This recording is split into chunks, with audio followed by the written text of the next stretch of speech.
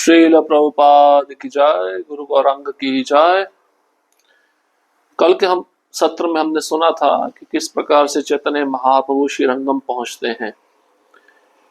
सर्वप्रथम वे अपने सभी भक्तों को बुलाकर उनके चरणों में प्रार्थना करते हुए अनुमति मांगते हैं कि आप मुझे दक्षिण भारत की यात्रा जाने की अनुमति प्रदान कीजिए। उद्देश्य था वहां के लोगों का उद्धार करना, वहां पे भगवत भक्ति का प्रचार करना। लेकिन चैतन्य महाप्रभु बहाना बनाते हैं कि मेरे जो बड़े भाई हैं विश्व रूप, उनको मुझे खोजने के लिए जाना, इसलिए आप मुझे दक्षिण भारत जाने की अनुमति दीजिए और मैं अकेला जाऊंगा, मैं किसी को अपने साथ में लेकर नहीं जाऊंगा। ऐसी अनुमति पाकर चैतन्य महाप्रभु निकल पड़ते हैं दक्षिण भारत की ओर। अनेक तीर्थों का भ्रमण करते करते कुंभकोणम पहुंचते हैं, कुंभकोणम से शिव क्षेत्र पहुंचते हैं, वहां से फिर श्रीरंगम पहुंचते हैं। श्रीरंगम कब पहुंचते हैं? जब आषाढ़ी एकादशी रहती है, चातुर्मास्य का पहला दिन होता है, उस समय महाप्रभु श्रीरंगम पहुंच जाते हैं। श्रीरंगम में पहुंचकर सबसे पहले कावेरी नदी में स्नान करते हैं। स्नान करने के पश्चात भगवान रंगनाथ का दर्शन करते हैं और उसी मंदिर में नृत्य कीर्तन करते हैं। अनेक लोग उनको देखकर वह भी नृत्य और कीर्तन करने लगते हैं। और इसी में एक महान भक्त होते हैं वेंकट भट्ट, जो महाप्रभु को अपने घर पर आमंत्रण देते हैं। निज घरे लैया कैल पाद प्रक्षालन, से जल लैया कैल संवंशे भक्षण। श्री वेंकट भट्ट श्री चैतन्य महाप्रभु को अपने घर ले गए। उन्होंने महाप्रभु के चरण धोए और उस जल को उनके परिवार के सारे लोगों ने पिया। भिक्षा करैया किछु कैल निवेदन, चातुर्मास्य आसी प्रभु हैल उपसन्न। महाप्रभु को भोजन कराने के बाद वेंकट भट्ट ने निवेदन किया कि चातुर्मास्य का समय आ चुका है। चातुर्मास्य कृपा करी रहा मोर घरे, कृष्ण कथा कही कृपाए उद्धार आमारे। वेंकट भट्ट ने कहा, आप मुझ पर कृपा करें और चातुर्मास्य मेरे घर पर रहें। आप भगवान कृष्ण की लीलाएं कहकर कृपा करके मेरा उद्धार करें। तार घरे रहिला प्रभु कृष्ण कथा रसे, भट्ट संगे उड़ाइला सुखे चारि मासे। श्री चैतन्य महाप्रभु वेंकट भट्ट के घर पर 4 महीने तक लगातार रहे। महाप्रभु ने बड़े ही सुख पूर्वक भगवान कृष्ण की लीलाएं कहते हुए और दिव्य रस का आस्वादन करते हुए अपने दिन बिताए। अब जब घर पर आमंत्रण दिए वेंकट भट्ट चैतन्य महाप्रभु को घर पर बुलाकर वह उनके चरणों को धोए, उन चरणों का धोया हुआ जल उन्होंने स्वयं पिया और परिवार को भी प्रदान किया।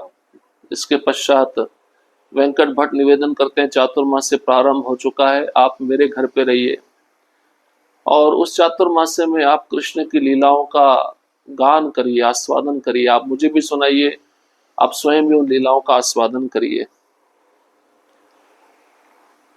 वहां रहते हुए श्री चैतन्य महाप्रभु ने कावेरी नदी में स्नान किया और श्रीरंग मंदिर देखा। महाप्रभु प्रतिदिन भावावेश में नाचते भी रहे। श्री चैतन्य महाप्रभु के शरीर के सौंदर्य तथा उनके प्रेमावेश को हर एक ने देखा। उन्हें देखने अनेक लोग आते रहते थे और उनका दर्शन करने से ही उनका दुख तथा शोक भाग जाता था।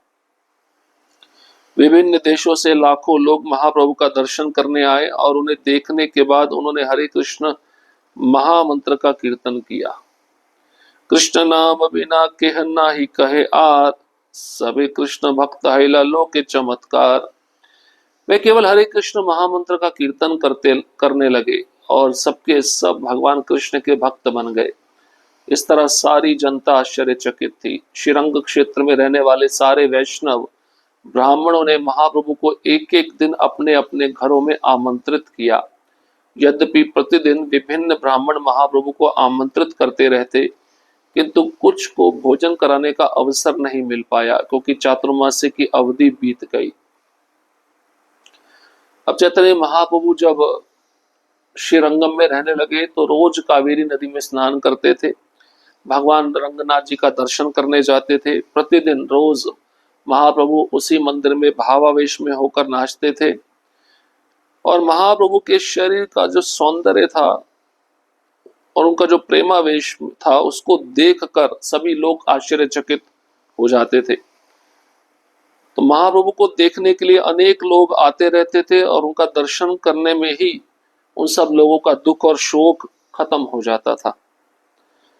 विभिन्न देशों से लाखों लोग आते, महाप्रभु का दर्शन करते और उन्हें देखने के बाद हरे कृष्ण महामंत्र का कीर्तन करते। तो महाप्रभु केवल हरे कृष्ण महामंत्र का कीर्तन करते थे और सारे भक्त भी जो बाहर से लोग आए हैं उनको देखने के लिए वे लोग भी हरे कृष्ण महामंत्र का कीर्तन महाप्रभु के साथ करते थे। इस तरह सभी कृष्ण के भक्त बन जाते थे। अब रंग क्षेत्र में जितने भी ब्राह्मण वैष्णव थे वह चाहते थे कि महाप्रभु हमारे घर पर प्रसाद लेने के लिए आए। तो हर ब्राह्मण एक दिन चैतन्य महाप्रभु को अपने घर में आमंत्रित करते थे और ये चातुर्मास से पूरा चला। लेकिन कई ब्राह्मण ऐसे थे जिनको चैतन्य महाप्रभु अपने घर पे बुलाकर प्रसाद नहीं दे पाए। कई ब्राह्मण ऐसे थे जिनका नंबर नहीं आ पाया महाप्रभु को, वे चाहते थे हमारे घर पे आकर प्रसाद ले, लेकिन ब्राह्मण इतने थे कि 4 महीने में ही सभी ब्राह्मणों का नंबर नहीं आ पाया, सभी ब्राह्मणों के घर महाप्रभु नहीं जा पाए। इस तरह से जो चातुर्मास्य की अवधि थी बीत गई। कृष्ण भक्ति ही सर्वोपरि। श्री चैतन्य महाप्रभु वेंकट भट्ट के घर पर रहे और निरंतर भगवान कृष्ण के विषय में बातें करते रहते। इस तरह वे परम आनंदित थे। रामानुज संप्रदाय के वैष्णव होने के कारण वेंकट भट्ट लक्ष्मी तथा नारायण के अर्चा विग्रह की पूजा करते थे। उसकी शुद्ध भक्ति देखकर श्री चैतन्य महाप्रभु अत्यंत प्रसन्न थे। एक दूसरे के साथ लगातार रहने से श्री चैतन्य महाप्रभु तथा वेंकट भट्ट में धीरे धीरे मैत्री भाव स्थापित हो गया। वे कभी मिलकर हंसते और कभी मजाक करते। अब यहाँ पे बताया गया है कि चैतन्य महाप्रभु वेंकट भट्ट के घर पर जब रह रहे थे तो निरंतर भगवान कृष्ण के विषय में महाप्रभु बातें करते रहते थे। इस तरह वे स्वयं भी आनंदित होते थे और उन घर के सदस्यों को भी आनंदित करते थे। वेंकट भट्ट रामानुज संप्रदाय के वैष्णव थे और उनके घर में लक्ष्मी तथा नारायण के अर्चा विग्रह थे और वह उन्हीं की पूजा करते थे। चैतन्य महाप्रभु ने वेंकट भट्ट की शुद्ध भक्ति को देखकर उन पर बहुत प्रसन्न होते थे कि लक्ष्मी नारायण का पूजा वेंकट भट्ट बड़े प्रेम से कर रहे हैं। अब एक दूसरे के साथ लगातार कृष्ण की लीला कथा चर्चा करते हुए चैतन्य महाप्रभु और वेंकट भट्ट में धीरे धीरे एक मैत्री भाव स्थापित हो गया। वे दोनों मिलते, कभी हंसते कभी मजाक करते। प्रभु कहे भट्ट तोमार लक्ष्मी ठाकुरानी कांत वक्ष स्थिता पतिव्रता शिरोमणि। ये बहुत सुंदर प्रसंग है।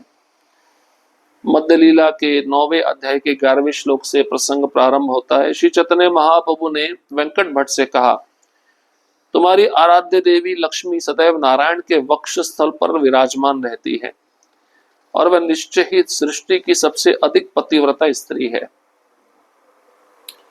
चैतन्य महाप्रभु वेंकट भट्ट को कहते हैं, देखो लक्ष्मी जो है भगवान की धर्म पत्नी है, संगनी है, उसका स्थान नारायण का वक्ष स्थल है और निश्चय ही सृष्टि की सबसे अधिक पतिव्रता स्त्री लक्ष्मी ही है। ये तुम्हारी आराध्य देवी है, ऐसा चैतन्य महाप्रभु वेंकट भट्ट को कहते हैं, क्योंकि वेंकट भट्ट लक्ष्मी नारायण की पूजा करते थे।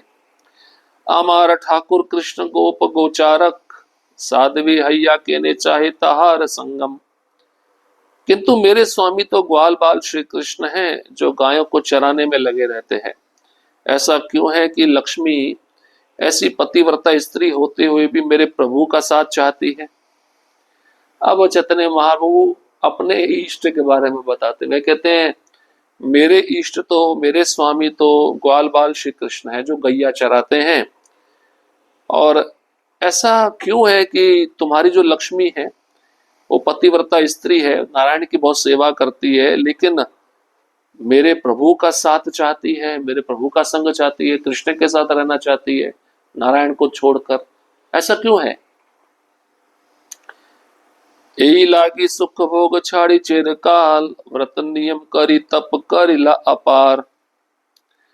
अब चैतन्य महाप्रभु कहते हैं, देखो वेंकट भट्ट, लक्ष्मी जी ने कृष्ण की संगति प्राप्त करने के लिए ही वैकुंठ लोक के सारे सुख त्याग दिए और दीर्घ काल तक व्रत नियम का पालन करके अपार तपस्या की। अब चैतन्य महाप्रभु कहते हैं, वेंकट भट्ट, तुम्हारी जो लक्ष्मी है, जिसकी तुम पूजा करते हो, जो नारायण की धर्म पत्नी है, वह कृष्ण की संगति प्राप्त करने के लिए वैकुंठ का सुख छोड़ दी है। वैकुंठ का जितना भी सुख सुविधा उसको छोड़कर कृष्ण का संगति चाहती है और दीर्घ काल तक, लंबे समय तक जो व्रत नियम होते हैं उसका पालन कर रही है, तपस्या कर रही है कृष्ण का संग प्राप्त करने के लिए। अपने पति को छोड़कर कृष्ण का संग चाहती है। अब वेंकट भट्ट क्या कहते हैं? वेंकट भट्ट कहते हैं, भगवान कृष्ण तथा भगवान नारायण एक ही रूप है, किंतु कृष्ण की लीलाएं अपने क्रीड़ा रस के कारण अधिक आस्वाद्य है। चूंकि कृष्ण तथा नारायण एक ही व्यक्ति हैं, अतएव कृष्ण के साथ लक्ष्मी का संग उनके पतिव्रता धर्म को भंग नहीं करता। प्रत्युत यह तो अत्यंत आनंद की बात थी कि लक्ष्मी जी ने भगवान कृष्ण का साथ करना चाहा। अब वेंकट भट्ट कहते हैं, देखिए, भगवान कृष्ण और भगवान नारायण के रूप में कोई अंतर नहीं है, ये रूप एक ही है, लेकिन कृष्ण की लीलाएं अपने क्रीड़ा रस के कारण अधिक आस्वाद्य है, उसमें अधिक रस भरा हुआ है। और कृष्ण के साथ लक्ष्मी का जो संग है उनके पतिव्रता धर्म को भंग नहीं करता। यह तो आनंद की बात है कि लक्ष्मी जी भगवान कृष्ण का साथ देना चाहती है, संग करना चाहती है। दोनों एक ही हैं, अपने अपने रस में कृष्ण ज्यादा आस्वाद्य है, तो फिर कृष्ण के संग में आना लक्ष्मी के लिए कोई गलत बात नहीं है। इससे उनका पतिव्रता सतीत्व ये सब भंग नहीं होता। वेंकट भट्ट ने आगे कहा, दिव्य अनुभूति के अनुसार नारायण तथा कृष्ण के स्वरूपों में कोई अंतर नहीं है, किंतु कृष्ण में माधुर्य रस के कारण विशेष दिव्य आकर्षण है, अतः वे नारायण से बढ़कर हैं। यह दिव्य रसों का निर्णय है। लक्ष्मी जी ने विचार किया कि उनका पतिव्रता धर्म कृष्ण के साथ उनका संबंध होने से नष्ट नहीं होगा, प्रत्युत कृष्ण की संगति करने से वह रास नृत्य के लाभ का आस्वादन कर सकेगी। अब वेंकट भट्ट आगे कहते हैं, देखिए महाप्रभु, दिव्य अनुभूति के अनुसार नारायण और कृष्ण के जो स्वरूप है उसमें कोई अंतर नहीं है, दोनों एक ही हैं, लेकिन कृष्ण माधुर्य रस के कारण विशेष दिव्य आकर्षण रखते हैं। नारायण के अंदर ऐश्वर्य रस है, कृष्ण के अंदर माधुर्य रस है, तो कृष्ण के अंदर नारायण से अधिक ज्यादा गुण है,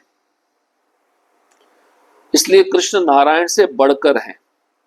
ये दिव्य रसों का निर्णय भी है।